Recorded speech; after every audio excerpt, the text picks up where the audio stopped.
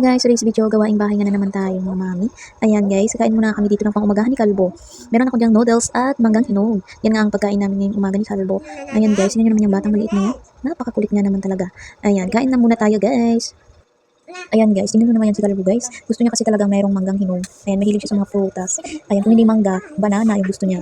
Ayan guys, tingnan mo naman yan, batang yan. Habang kumakain, nakikipagharutan talaga. Gustong-gusto nga nitong nagpapasubo pa sa akin. Ayan siya guys. Kaya kung may bata ka talagang inaalagaan or may anak ka na, yan, dapat mahaba ang pasensya mo guys. Ayan, tingnan mo naman yan. Ganito talaga ang gawaing nanay. Kaya kung babala ka nga magkaanak na ko, pag-isipan mo mabuti yan, eh baka magsisi ka pa sa huli. Kasi pag naging ina ka na, panindigan mo, pagiging ina mo. Ganon. Ayan nga guys, tingnan mo naman yung bata na yan. Habang kumakain ay talagang gustong-gustong makipagharutan talaga. Ayan, ganyan kami palagi pag kumakain kami. Inahabaan ko na lang talaga ang pasensya ko dito sa batang to. Kami nga lang dalawang natitira palagi dito sa bahay. Dahil nga ang tatay niya nagtatrabaho nga sa palengke guys. Kaya ayan, kaming dalawa lang palagi ang natitira ni Kalbo guys. Ayan nga. Kaya ayan, palagi lang kami nakikita nyo sa video. Ayan, nagtagal pa nga namin dyan matapos kumain guys. Dahil ang bagal-bagal ni Kalbo. A few moments later. Ayan, pagkatapos na namin kumain ni Kalbo, nagpahinga muna ako saglit at ito na, nagugas na nga ako ng plato dito. Ayan na nga guys, habang nga naghuhugas ako ng plato, ayan, ang dami ko na naman yung iniisip ko anong nang ba isipin kong gawain dito. Ay, tinanggal-tanggalan ko nga muna ito ng mga kanin-kanin.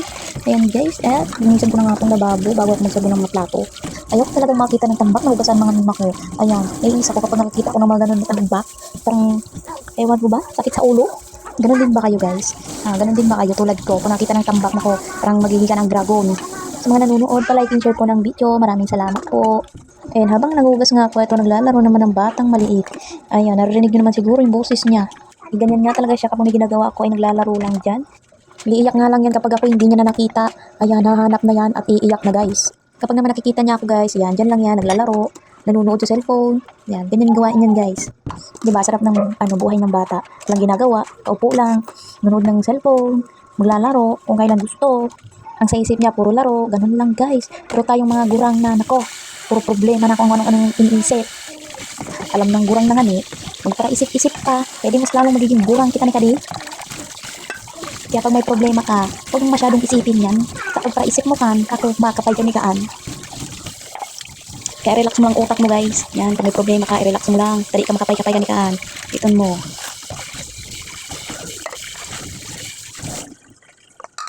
A few moments later.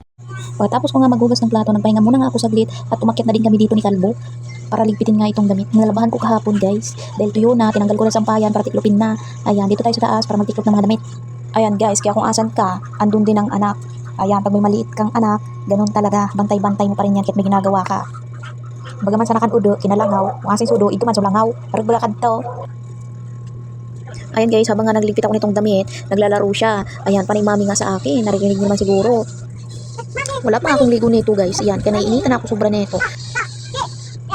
So hanggang dito na lang guys yung video. Maraming salamat sa panonood.